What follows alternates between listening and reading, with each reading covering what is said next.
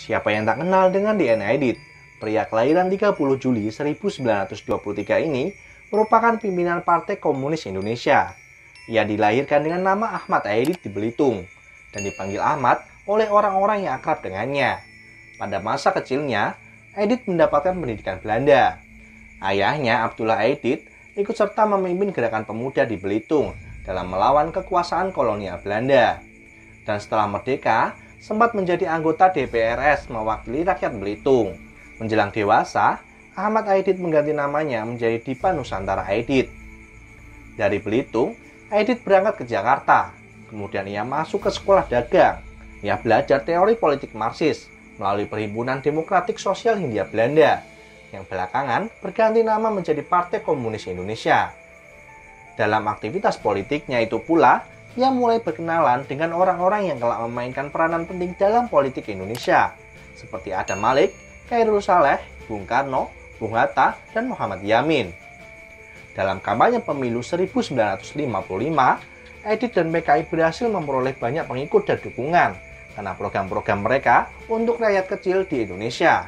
Dalam dasawarsa berikutnya, PKI menjadi pengimbang dari unsur-unsur konservatif di antara partai-partai politik Islam dan militer.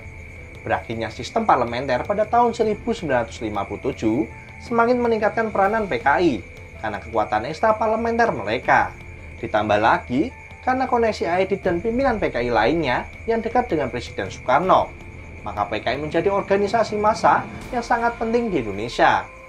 Pada tahun 1965, PKI menjadi partai politik terbesar di Indonesia dan menjadi semakin berani dalam memperlihatkan kecenderungannya terhadap kekuasaan. Pada tanggal 30 September 1965, terjadi tragedi nasional yang dimulai di Jakarta dengan diculik dan dibunuhnya 6 orang jenderal dan seorang perwira. Peristiwa ini dikenal sebagai peristiwa G30 SPKI. Pemerintah Orde Baru di bawah Jenderal Soeharto mengeluarkan pernyataan resminya bahwa PKI lah pelakunya. Dan sebagai pimpinan partai, DNA Aidit dituduh sebagai dalang peristiwa ini. Tuduhan ini tidak sempat terbukti karena Aidit meninggal dalam pengejaran oleh militer ketika ia melarikan diri ke Yogyakarta. Sebelum meninggal, DNA Aidit pada 2 Oktober 1965 dini hari terbang dari Jakarta menuju Yogyakarta dengan pesawat Dakota T443 setelah sebelumnya lolos dari sergapan tentara.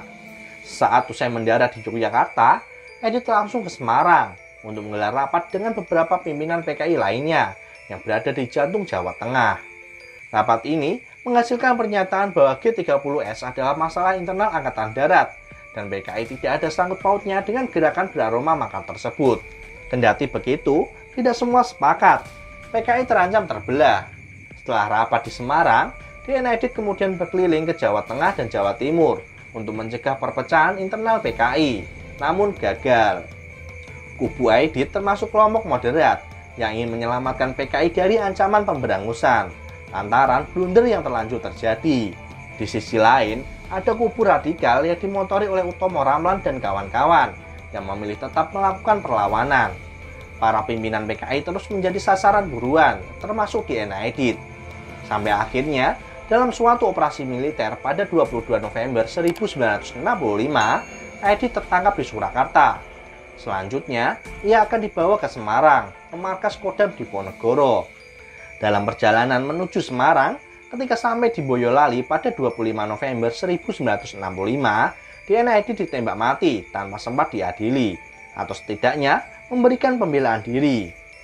Hingga kini, di mana tepatnya kuburan DNA Aidit masih terjadi teka-teki, meskipun ada suatu tempat di Boyolali yang diyakini sebagai tempat pimpinan PKI itu dieksekusi. Namun jasad DNA Aidit belum pernah benar-benar ditemukan.